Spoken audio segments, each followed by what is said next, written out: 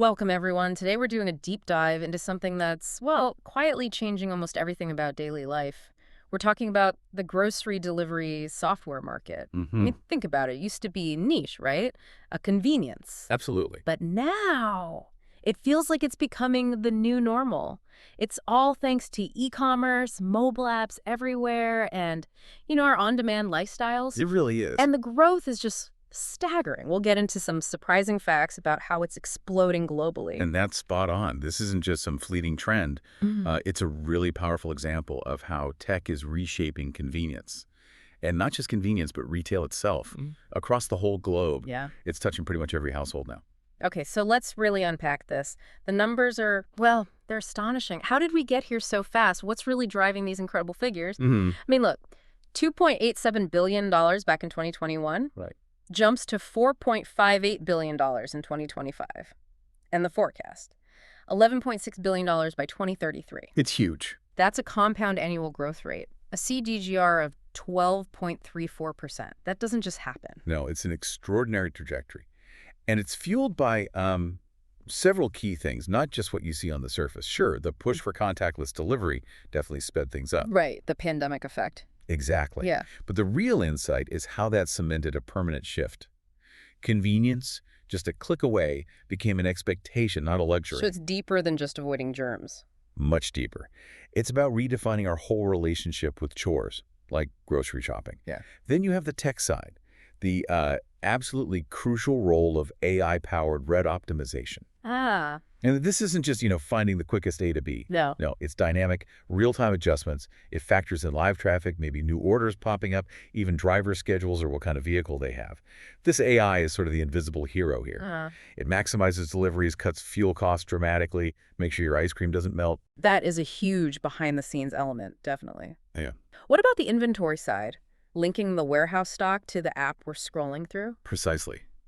Think about how frustrating it is. Yeah. You fill your cart, click checkout, and then find out half of it's out of stock. Ugh, the worst. Right. Real-time inventory syncing basically eliminates that.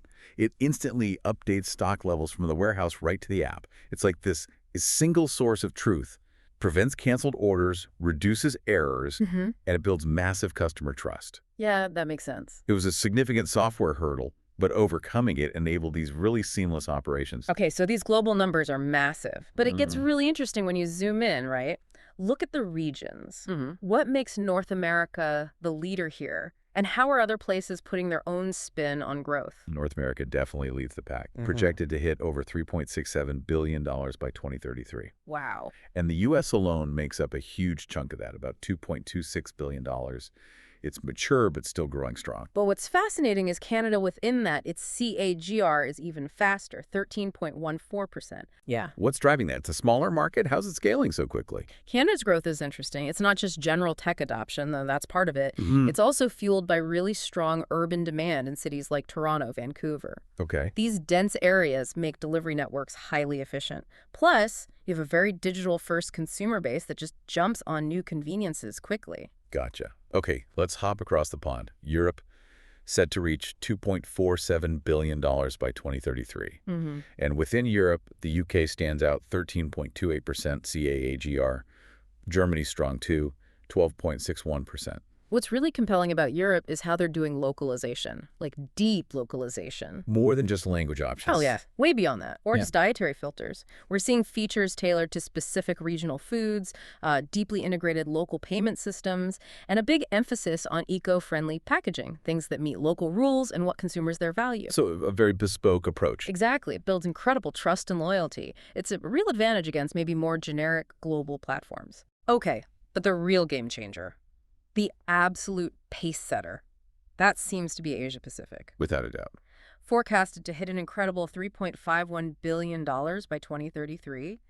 And India, wow, nearly 13.92% CAGR. What is going on there? India's surge is like a perfect storm. Yep. You got this massive, incredibly young population that's mobile first. Right.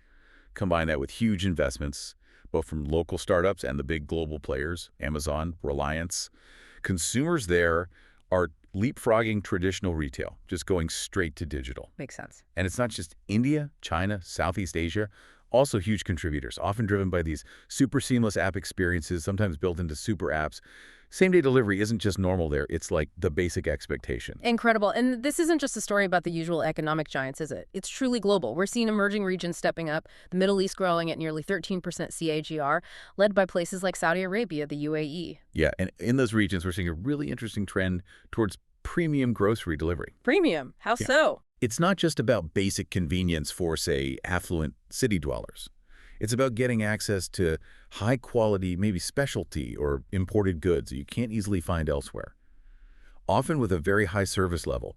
Think speed, curated selections, almost like a concierge service. Interesting. And even Africa, expected to cross $616 million by 2033. Nigeria, South Africa showing strong growth. It really underlines the global reach. Absolutely. And the fundamental driver across the African continent, it's the rapid rise in smartphone penetration. Okay. It's not just about owning a phone, it's opening up completely new ways to buy and sell. These direct-to-consumer models can flourish, bypassing older, maybe limited retail infrastructure. Yeah. It's changing how entire economies work, really, from the ground up. So let's pull back again. Big picture time. What does all this actually mean for you, the listener? For how we shop, how we eat, how we live, it feels like we're right in the middle of this huge ongoing shift. And it's not slowing down. No, not at all. What's fascinating now is seeing this continuous evolution. It's being driven by even deeper AI integration, really sophisticated predictive analytics, plus ongoing expansion into new regions and a growing focus on sustainability. Sustainability, like how... Like optimized packaging, using less material. Yeah. Or shifting delivery fleets to electric vehicles, things like that. Right. So this market, it isn't just about getting your groceries dropped off. It's fundamentally reshaping consumer habits. Globally, we see it in the densest cities, where efficiency is everything, but also the expansion into more rural areas using clever last-mile delivery solutions. It's all enabled by this software, creating a completely new baseline for convenience. It really is remarkable, just the scale and the sheer speed of change in this grocery delivery software space and the ripple effects on, well, everyone's habits worldwide. Yeah, and it really makes you think, doesn't it? It raises an interesting question for you to maybe ponder. Given how fast tech changed how we get groceries, what other everyday things might be next? Moving from traditional stores to these on-demand, digitally powered services. Think about your own daily routines. How might they keep changing because of these tech trends? Maybe in ways we haven't even thought of yet.